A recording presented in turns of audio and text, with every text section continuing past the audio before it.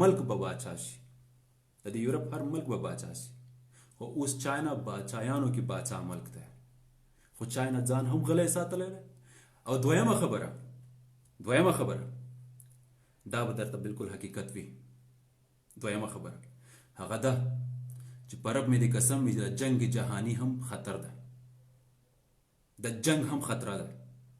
زه چې فکر کوم ما سره چې را کوم کس په دې خبرو باندې مبتلا او را سره مصروف و میز په سر باندې چې د زما غوږونه را خلاصول، ما ته وی چې وک کمکله ما زه یقین په نه لرم داسې ما ته ما وایه ما شورونه دغه ویلي چې دا بکواس دی، خو دا درته وایم چې وک کمکله دا شیزونه نشته، لرې وځه، بکواس دي، ده د سیاست گیم دی. دویمه خبره راته کومه وکړه دې کس، والله چې دا حقیقت دی. هغه ده وای د جنگ خطر ده. که چېرته چاینا ته پته ولګېدله چې ټوله دنیا یو طرف ته شوه او چاینا یوازې پاتې شو، چاینا به خپل هار برداشت نه کړي. چاینا هم ځان ته سوپر طاقت وایي نن وخت کې. چاینا ډېر غټ وطن دی او ډېر غټ د اصلي وطن دی، هر قسم اسلحه لري چاینا، هر قسم ایټم بم لري چاینا. نو کېدای شي چې چاینا باقاعده ورته اعلان وکړي چې اول به یورپ ولم، دویم به اسرائیل ولم. دا ماته د دې کس دغه کیسه وکړه. وای د دې شي خطر کورونا مرونه نه ډارېږه، دغه سوچ کوه چې که چاینا اعلان وکړلو ورته وی چې ستا پلار بم دا کمپنیانې ونه وباسي، که په زور یې وباسي نو راځه میدان ته شه. نو وای بیا کیسه ختمه. رشیا چې رشیا خو تیار جنگ ته ناست چې اول ځل په یورپ باندې اټیک کړو او بدله په یورپ باندې پاتې. او که چېرته جنگ شو نو واحد ملک د روس چې هغه به خفیه چاینا سره ودرېږي، هغه خامخا ودرېږي. پاکي پاتې شو د واړه ملکونه زمونږ او تاسو وطنونه، پاکستان، افغانستان، انډیا. دغه د سوچ هم ونه کوي چې دا بیچارهګان به څه وکړي. دا ختم دي، دا غټو وطنونو خبرې دي، دا غټو سیاستونو خبرې دي. ورسېدلې ملګرو، دا غټو وطنونو خبرې، د یورپ خبرې، د امریکې او د چاینا. دا سیاسي جنگ دی، خو مونږ او تاسو نه یو خبر. او دا غټ خلک غټ به څنګه نه وي؟ غټ به نه وي. تاسو په دې خو یقین پکار دی ولرئ چې دا به څنګه غټ وطنونه نه وي، څنګه به غټ خلک نه وي چې په دې چې یوه اشاره یو سټي یو شپېله کې وکړلو، پاکستان یې درته لاک ډاون کوو که نه؟ یو شپېله کې وکړو افغانستان یې درته لاک ډاون کوو که نه؟ یو شپېله کې وکړو هندوستان یې درته لاک ډاون کوو که نه؟ منی او که نه طاقت، دا پاور منی که نه؟ او که نه؟ والله چې زمونږ پلار یې مومني، څنګه به دا غټ ملکونه نه حسابوي؟ څنګه به دا نه وایه چې دا غټ سیاسي خلک دي، دغو ته مونږ نه رسېږو سکندره، دغوی مونږ ته صرف یو شپېلک راته ووایي نو مونږ به لکیانې ټیټې نیولې وي. جی سرکار حکم لاک ډاون، وایه په خپل کور لاک ډاون وکړم او که په خپل سیټي لاک ډاون وکړم که نه په ټول ملک وکړم. نه بچی، په ټول ملک اعلان دی. جی څه ووایم چې تاسو مونږ ته ویلو چې لاک ډاون وکړو، ته خدای دې بیخ چاپه که.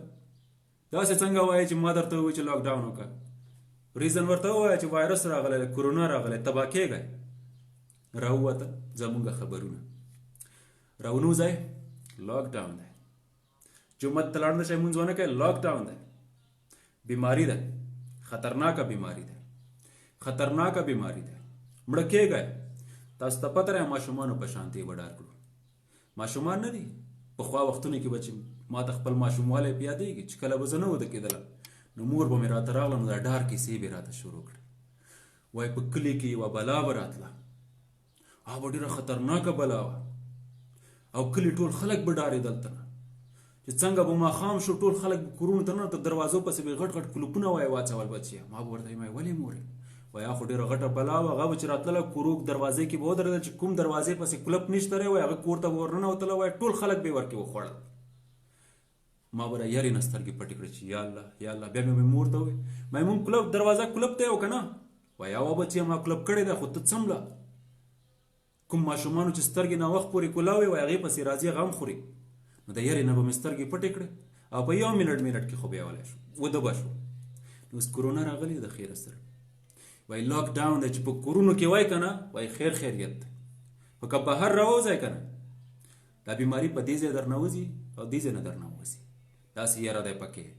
څوک وایي چې در ننوځي نو داسې به راپېږئ څوک وایي چې در ننوځي وایي سر به مو چوي څوک مو په دې یاروي څوک وایي چې وایي در ننوځي وایي داسې به وایي چې دننه به وایي بیخي غرق او پرک چې ته وایي چې که راکه اور راکې بل دی. هدې ماشوموالي کیسې را سره وکړې په خدای قسم دی ماته خندا راځي. هدې ماشوموالي کیسې تاسو نه ګیله نه دی زما ساده پښتانه ورونو تاسو نه زما ګیله نه زما ګیله دا غټو خلکو نه دی چې ځان ته پړه لیکه وایي دا هم په دې کې وایي اورېدل دا بېچارهګان زمونږ هغو عالمانو نه دی هغو مفتیانو نه چې هغوی قرآن شریف ته ناست دي او په الله باندې سچه کلکه عقیده دی هغه بېچارهګان هم وډار شول په کورونو جوماتونه یې بند استغفر الله واجب مونځ یې بند کړو واجب مونځ په جومات کې دوی بند کړل. او ملګرو دنیا خو را سره داسې ګیم وکړو د دنیا سیاستدانو خو را سره داسې ګیم وکړو ودرېږئ خیر غواړئ چې الله تعالی را سره کوم ګیم کوي دا خیر غواړئ چې الله پاک را سره کوم ګیم کوي ورسېدلی دا خیر غواړئ چې ربه ستا له قهر نه مو وساتې ربه ستا له قهر نه مو وساتې. مونږ خو دومره وده شوو مونږ خو دومره زیات زړونو او عقیدو کې کمزورې شوو چې د دنیا هغه سر نه په دې سکرین کې یو خبر ماته راغللو او ما خپل کور ونیو او پکې پټ شوم د ماشوم په شانتې چې هله بلا راغله نو ربه ته مې هیر شوې ستا جومت کولاو ستا د جومت دروازه خلاصه وه لاوډ سپیکر ته هېڅوک نو او ما دا هم اورېدلی وای جومت وای په پاکستان کې او که په افغانستان کې وای خلک د نیمو شپو به راووتل وای هر ساعت بعد به خلکو د کورونو په سر باندې وای اذانونه کول اذانونه به یې کول مره دې اذانونو مطلب څه شی دی وای دا به اذانونه کول خدای خبر دا نوې فرقه پکې راوتلې ده فرقه بازي راوتلې ده جومت ته نه ځي اذان نه کوي په جومت کې او جومت کې مونځ نه کوي په خپل کور ته به جګ شو اذان به یې کول. ماشاءالله الله وایي چې چا چې زما دین کې زیاتی او کمی راوستلو که نه وای دا کافر نه به هم حالات بدتره کم کافر نه چې کم دین مې در لېږلی دی که نه هغه نه زیات دی او نه هغه نه کم دی نه هغه نه سخت دی او نه هغه نه سخت وکړئ او نه هغه نه نرم وکړئ او الله تعالی بیا ویلی چې زما دین ډېر نرم دی او زما دین ډېر آسان دی. دا ستاسو کومه پروپاګنډه ده چې جوماتونو پرېښول د شپې په کورونو باندې تاسو کورونو باندې ولاړئ او اذانونه کوئ ای بیخ مو ونوځار دغه ستاسو ایمانونه دي دغه ستاسو عقیدې دي نور څه نشم ویلی. جذباتي کېدل به نه غواړو خو صرف افسوس کوو صرف افسوس صرف دغه حقیقت دی چې چاینا نه 6.5 کمپنیانې راویستل غواړي او دې کمپنیانو د وجې نه یې لاک ډاون کړی چې چاینا ته بهانه جوړه شي کوټ پې وکړي چې موږ کمپنیانو ته دومره نقصان ورکړلو ستا دا وایرس نه ختمیږي او دا کمپنیانې موږ تاسو نه راوباسو ټولې یورپ ته ورکو او چاینا باندې مکمل لاک ډاون. نو دویم خطر صرف د جنگ ده او دا حقیقت کېدلی شي د دې خبرې هېڅ شک نشته کرونا مرونا خو در سره بالکل نه منم خو دغې خبرې ته بالکل سوچ کولی شم چې او د جنگ خطره هم کېدلی شي پرې چې وخت هم آخر ده د قیامت ډېرې زیاتې نشانیانې بالکل راوتلې دي بالکل راوتلې دي خو د جنگ خطر بالکل کېدلی شي په دې زما یقین شته چې الله ویلي وایي آخر وخت چې راځي ډېرې زیاتې فتنې به راوځي قسم قسم ته خلک به راوځي قسم قسم افواهې به راوځي او دین به په قسم قسم خلکو کې ډیوایډ شي قسم قسم خلک به فتواوې ورکوي قسم قسم ملایان به راوځي قسم قسم مفتیان به راوځي یو به یو ډول ډنګوي بل به بل ډول ډنګوي بل به بله باجه ټنګوي دغه شانته خلک به راوځي او دا ټولې نشانیانې نن راوتلي دا ټولې او آخر سبب به څه شي آخر سبب به دا وي چې قتلیام به شروع شي قتلیام وای د وینو سیلاب به روان شي د وینو سیلاب د دې خبرې هېڅ شک نشته د وینو سیلاب به هلته روانېږي که چېرته واقع چاینا د جنگ اعلان وکړو نو بیا به تاسو وګورئ د وینو سیلاب به واقعي تاسو بیا وګورئ په دې چې دا غټ غټ خلک بیا را سره ځان وهي. دا اوس چې دا واړه واړه ملکونو کې دا وینې تویېږي دا هېڅ هم نه دي. که چېرته دا را سره ولګېدل که نه دا به د الله طرف نه عذاب وي. بیا دا بیا الله نه پرېږدي. دې کې به د الله تعالی لاس وي په دې جنګ کې او الله تعالی به واقعي چې د وینو سیلابونه روان کړي ځمکې په سر. دې خبرې کې بالکل هېڅ شک نشته. باقي پاتې شو ستاسو کورونا ته سکندر اول نه داسې ډسلایک ورکړی، داسې ډسلایک او اوس هم ورته داسې ډسلایک. صحیح، ډېره زیاته مننه. اللهم سلامت لره، خوشحاله و آباده اوسئ. ډېره ډېره مننه. باران ودرېدلو نو اوس به انشاءالله ووځم ښایسته لږ چکرې به ووهم. ډېره زیاته مننه کوم. د الله په امان خوشحاله و آباده اوسئ. او پاتې شو ما مخکې ریکارډینګ ویډیو کړې وه په یوټیوب باندې چې د افغانستان حکومت ته ما ویلي وو چې انصاف وکړه. نو تاسې ملګرو وروڼو تاسو په دې خبرو مه خفه کېږئ. مونږ او تاسو کې داسې خلک شته څوک به د حکومت خلاف وي او څوک به د حکومت طرفدار وي، خو ټول یو شانتي نه شو کېدلی. فرق زمونږ او تاسو نه په مذهب کې شته، نه زمونږ او تاسو په خاندانونو کې شته، او فرق نه زمونږ او تاسو په ارادو او په وجود او په خلو او په ژبو کې شته. یو شانتي. خو دا فرق پکار دی زمونږ او تاسو ترمنځ، دا فرق پکار دی ونه شي. او که تاسو دا فرق کوئ چې تاسو یو خبره باندې رسیدلی نه وای او تاسو چټي چټي لاګیا اوسئ، دې ته وایي چې فرق. ما یورپ کې به تاسو ډېر زیات افغانان به وي، د دنیا افغانان دي، بې حساب افغانان دي.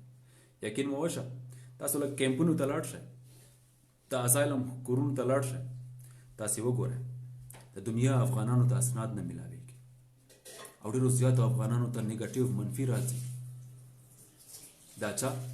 دا زمونږ د افغانستان حکومت یورپ ته درخواست کړی دی چې افغانان راولېږه، هغه افغانان چې دا نوي درغله.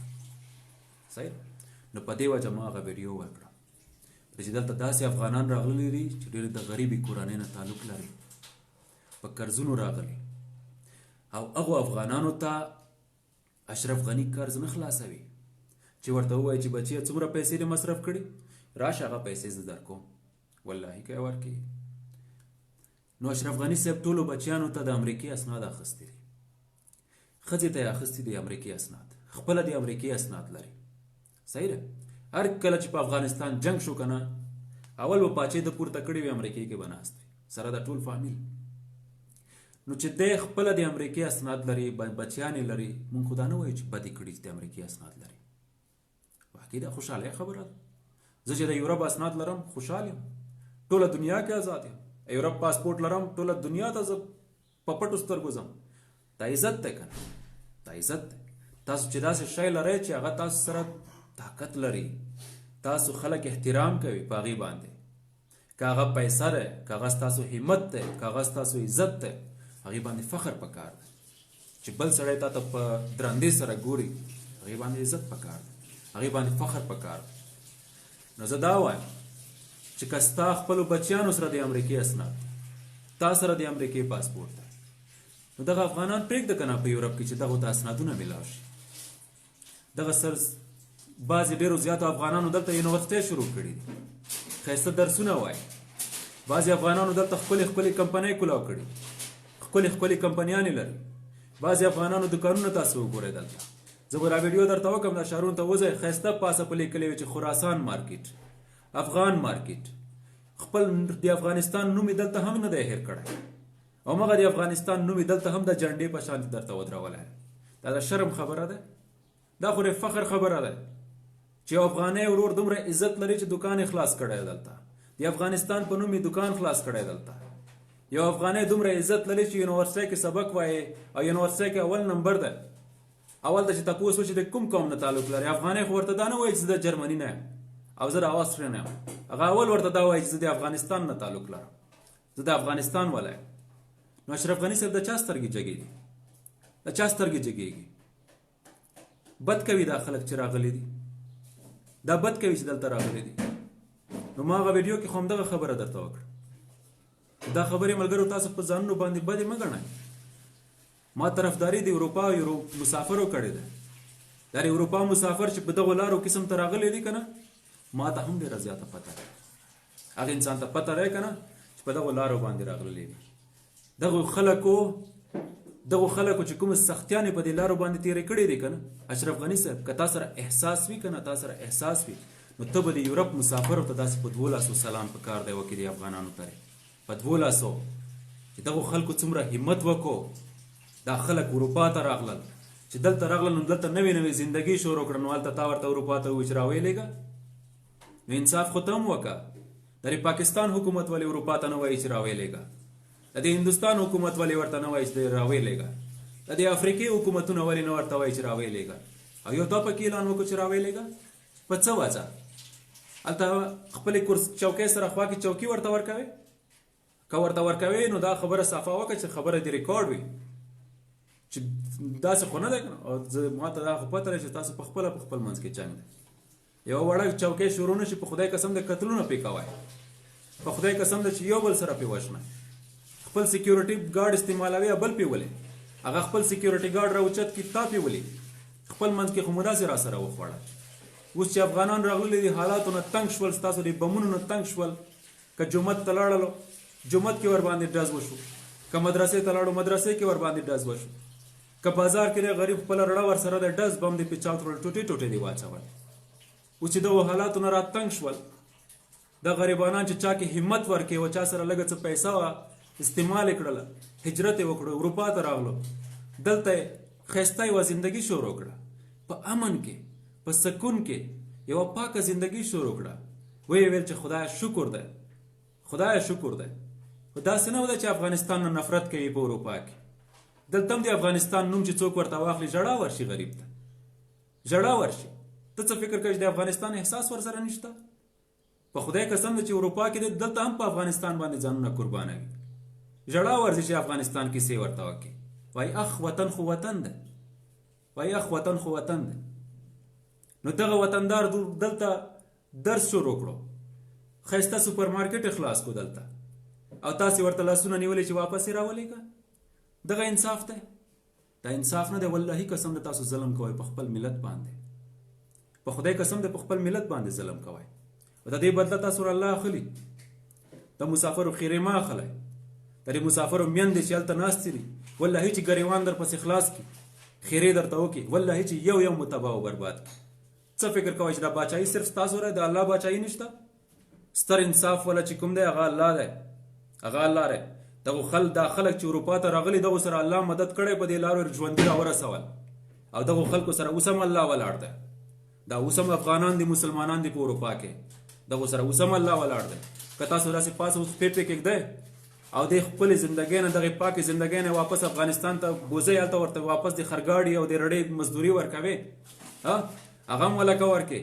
په ایرپورټ کې چې څنګه در کوز شو، ما ایرپورټ نه رخصت کې نورې کیسې کې ولکه وې چې دا ورور روپانه ما راوغوښتلو را ډیپورټ مې کړو. والله کې نوره کیسه کې وای چې دی خودکشي کوي په افغانستان کې، او دی دربدرېږي په افغانستان کې. دلته خو بیا خپلې زندګي ده، یو ښکلی موټر یې خپلان دی، سهار کې ښه پاک صفا لاړ شي، خپل دکان ته لاړ شي، خپل کاروبار ته لاړ شي، ښه پاک او صفا زندګي لري. خپل کور ته چې پیسې لګي نو هغې نه ورسره پاتې شي، خیرات زکات دغه ځای نه خپل همسایه ته یا کوم افغان غریب ته یې ولېږي. یا پر انټرنیټ باندې څومره زیات خلک دي چې ښایسته ښایسته NGO یې خلاصې کړي مدد دپاره. والله ما ډېر زیات افغانان لیدلي دي دغه ځای نه هغو ته خپل خیرات و زکات لګي. دا خیرات و زکات بیا په افغانستان کې کولی شي ته رډه ورته لاس کې ورکې، رډې والا خیرات زکات کولی شي؟ پرېږده که نه چې دلته خو هم افغانان آباد شي. دا بده خبره ده. ستا زامن چې په امریکې کې آباد شول، ستا کور والا چې په امریکې کې آباد شو، هغه خو ډېره خوشحالۍ خبره ده. هغو سره خو چې د امریکې پاسپورټونه هغه خو ډېره خوشحالۍ خبره ده. خو چې د یو غریب افغان کور آبادېږي اروپا کې پاسپورټ اخلي، دا ستا لپاره ډېره شرم خبره ده.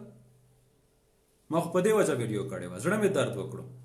احساس پیدا کړئ، انصاف نه کار واخلئ، د انصاف حاکمان جوړ شئ، د ظلم نه فرعون مه جوړېږئ. ډېره زیاته مننه کوم، خوشحاله و آباده اوسئ. ډېره زیاته مننه، ښه وخت ولرئ، د الله په امان.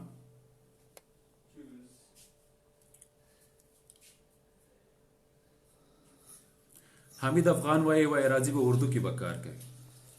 اردو کې به کار کوي وروره اردو والا خو ډېر زیات راغلي دلته جرمني کې هم ډېر زیات ولې وایي ملي اردو نه راغلي پرې چې اردو والا کې خو ډېر زیات داسې دي چې حکم ورته وشي وایي امریکایانو سره ځای امریکایانو سره ځای وایي لښکر کې ځای په زور یې مړ کوي په زور یې مړ کوي هغه طرف نه نور بدماشان غرونه ورته راوباسي وایي دا ولې یو بل سره یې ولي هغه هم الله اکبر چغې وایي دغه هم الله اکبر چغې وایي دغه ملي اردو کې ورسره دغه ګیمونه کوي او چوکیانو والا په چوکیانو قرار ناست چوکیانو والا په چوکیانو غوړ زړ ناست قرآن مې قسم دا د اردو والا ډېر زیاتو سرونه پې ورکړه تاسو ماته یو ملي اردو والا وښایئ چې یو ملي اردو والا سر پې ورکړی قرباني ورکړی که تاسو کرزی صاحب که تاسو دغه اشرف غني صاحب ورغلی وي جنازې ته ها داسې والله چې په لکونو لکونو د مردي ملي اردو والا سرونه پې ورکړل تاسو لیونیان یاست ها داسې ملي اردو کې زه کار وکم زه لیونی یم چې د یورپ زندګي درته تباه او برباده کړم ملي اردو کې در سره کار وکم